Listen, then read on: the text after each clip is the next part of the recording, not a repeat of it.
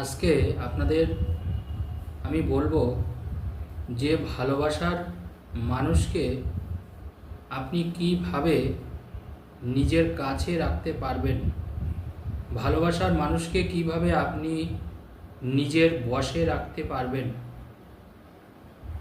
যদি কোনোভাবে আপনি বুঝতে পারেন যে আপনার সাথে সম্পর্কটা আস্তে আস্তে নষ্ট হয়ে যাচ্ছে বা আপনাকে সারাক্ষণ সে কষ্ট দিয়ে যাচ্ছে, যদি আপনি লক্ষ্য করেন যে আপনার ভালোবাসার মধ্যে অন্য কেউ একজন হয়তো ভাগ বসাচ্ছে, কারণ একটা জিনিস আমাদের মাথায় রাখতে হবে, কিন্তু সব কিছুর দেখবেন মানুষ ভাগ দিতে পারে, কিন্তু ভালোবাসার কিন্তু কেউ কখনো ভাগ দেয় না বা দেওয়া যায় না। কারণ ভালোবাসা হচ্ছে এমন একটা জিনিস যেটার কিন্তু কখনো ভাগ হয় না। এর নামই কিন্তু ভালোবাসা। এটা সম্ভব না কাউকে আপনি ভালোবাসার ভাগ দিলেন, তার কাছে ভালোবাসাটা আপনি শেয়ার করলেন, এটা কিন্তু কখনো সম্ভব নয়। আজকে আমি সেটাই আপনাদেরকে বলবো যে আপনি আপনার ভালোবাসার মানুষকে দেখবেন কাছে পাবেন এবং তার সাথেও সম্পর্কটা অত্যন্ত শক্ত এবং মজবুত হবে, যাতে করে ভবিষ্যতে আপনার সাথে তার সম্পর্কটা কখনো নষ্ট হবে না। এটা তন্ত্রবিদ্যারই একটা রূপ।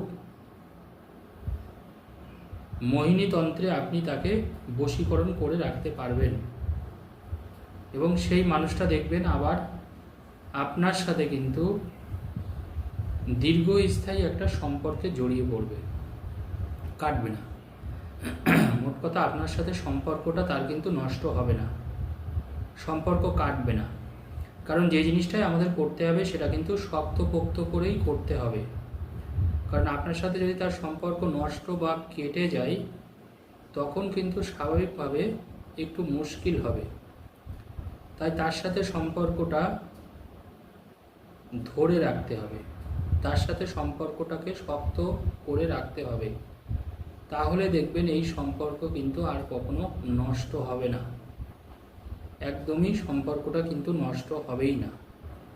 তো কি করবেন আপনারা এই সম্পর্ক রাখার জন্যে, এই সম্পর্কটা ধরে রাখার জন্যে আপনারা কি করবেন? আপনারা যেটা করবেন সেটা হচ্ছে, দেখবেন আমাদের বাড়িতে দেখবেন মা মাসিরা দেখবেন সিঁদুর পরে, মায়েরা সিঁদুর পরে। এই সিঁদুর একটু লাগবে এই সম্পর্কটাকে তৈরি করার জন্যে। একটু সিঁদুর হলেই হবে। মনোমোহিনী তন্ত্রে আমরা বশীকরণ করতে পারবো, শুধুমাত্র একটু সিঁদুর দিয়েই দেখবেন কত সুন্দরভাবে কাজটা হয়। আপনারা যেটা করবেন, যে মানুষটাকে আপনি বশীভূত করতে চাইছেন বা যার সাথে আবার সম্পর্কটাকে পুনরায় ঠিক করতে চাইছেন, আপনি ছোট করে তার নামটা লিখে দেবেন একটা সাদা কাগজে লাল কালি দিয়ে। তার নামটা লিখে দেবেন, তার নামটা আপনি 3 বার লিখবেন, শুধু তার নামটাই 3 বার লিখবেন। তার নামটা 3 বার লেখার পরে আপনি নিচে আপনার নামটা 1 বার লিখবেন, মনে রাখবেন। তার নামটা 3 বার লিখবেন, নিচে আপনার নামটা 1 বার লিখবেন। এখানে কিন্তু কোনো যোগ বা বিয়োগ কিছুই হবে না। তাহলে কি হবে, আপনার প্রতি তার টানটা কিন্তু 3 গুণ বাড়বে, মনে রাখবেন। মানে আপনি যত না তাকে ভালোবাসবেন, সে কিন্তু আপনাকে তার থেকে অধিকতর বেশি ভালোবাসবে। তার জন্য তার নামটা 3 বার লিখবেন। উপরে মনে করুন তার নামটা 3 বার লিখলেন, পরপর করে তার নামটা 3 বার লিখলেন। তার নাম লেখার পরে মানে নিচে আপনার নিচের দিকে আপনার নিজের নামটা 1 বার লিখলেন, পদবী সহ লিখবেন। লেখার পরে আমাদের মা মাসিরা যে সিঁদুর পরেন, সেই সিঁদুরটা আপনি কি করবেন, অল্প একটু সিঁদুর নেবেন।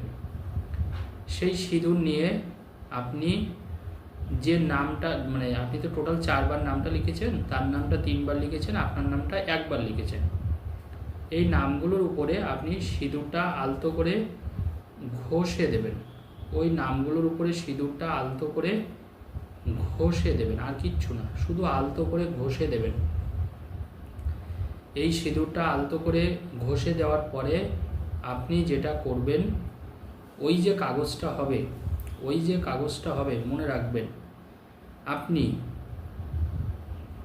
মা কামাখ্যার নাম করে ওই কাগজটাকে কোনো কিছু একটু চাপা দিয়ে রেখে দেবেন, আর কোনো কাজ আপনার নেই। এইভাবে প্রতিদিন 5 দিন পর পর করে যে নামটা আপনি লিখবেন, ওই নামটার উপরে মা কামাখ্যার নাম করে শুধু একটু সিঁদুর ঘষবেন, আর কোনো কাজ কিন্তু আপনার নেই। কিন্তু মনে রাখবেন, সিঁদুর ঘষার পরে কাগজটা ভাঁজ করে আপনাকে শক্ত বা ভারী কিছু দিয়ে চাপা দিয়ে রেখে দিতে হবে। কাগজটা আপনি যে কোনো জায়গায় রাখতে পারেন, কোনো অসুবিধা নেই, তবে চেষ্টা করবেন উত্তর দিক বা পূর্ব দিকে যে কোনো একটা জায়গায় রাখার।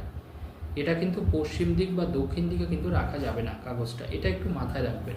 আপনি একটু দিক নির্দেশ করবেন, আপনি ফ্ল্যাটে থাকেন বা বাড়িতে থাকেন, একটু দেখে নেবেন আপনাদের ওই দিকটা পূর্ব দিক কোনটা হচ্ছে বা উত্তর দিক কোনটা হচ্ছে, সেই হিসাবে আপনি উত্তর বা পূর্ব যে দিকটায় আপনার সুবিধার্থে যে কোনো একটা দিকে আপনি কাগজটা জাস্ট রেখে দিলাম। পরপর করে কিন্তু প্রতিদিন মনে রাখবেন, স্নান করার পরে আপনি যখনই কাজটা করবেন স্নান করে করবেন। স্নান করার পরে ধোয়া কাচা জামাকাপড় পরে শুধু ওই নামগুলোর উপরে সিঁদুরটা একটু ঘষে দেবেন, 1 মিনিট মতন সিঁদুরটা ঘষবেন, আর কোনো কাজ আপনার নেই।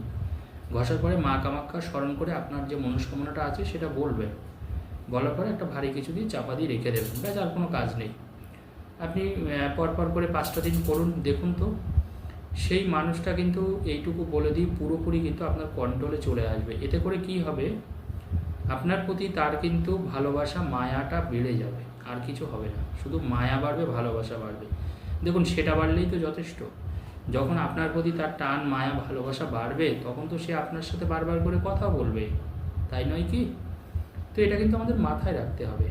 তাহলে যখন এটা বেড়ে গেল, তখন কিন্তু দেখবেন আপনাদের এই সম্পর্কের মধ্যে অন্য কোনো মানুষ বা অন্য কোনো ব্যক্তি আর কিন্তু প্রবেশ করতে পারবে না। অনেকে বলেন, শাস্ত্রীজি আমাদের বেশ কিছুদিন ভালোবাসা চলার পরে আর একজন কিন্তু ঢুকে গেছে, কিন্তু আমি বুঝতে পারিনি, অর্থাৎ তৃতীয় কোনো ব্যক্তি প্রবেশ করেছে।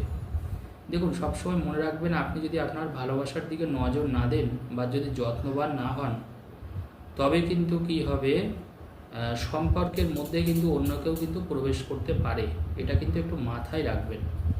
তার জন্য সবসময় চেষ্টা করবেন যেটা হলো একটু নজর রাখার জন্যে এবং ভালোবাসার পরিচর্যা করবেন, এবং ঝগড়া অশান্তি যতটা পারেন কম করবেন। ভালোবাসার মধ্যে আমি দেখি তর্ক বিতর্ক হয়, যখনই ঝগড়া অশান্তি হচ্ছে যার সাথে আপনি সম্পর্ক করেছেন, তাহলে কিন্তু বুঝবেন কোনো না কোনো গ্রহের সমস্যা কিন্তু অবশ্যই রয়েছে।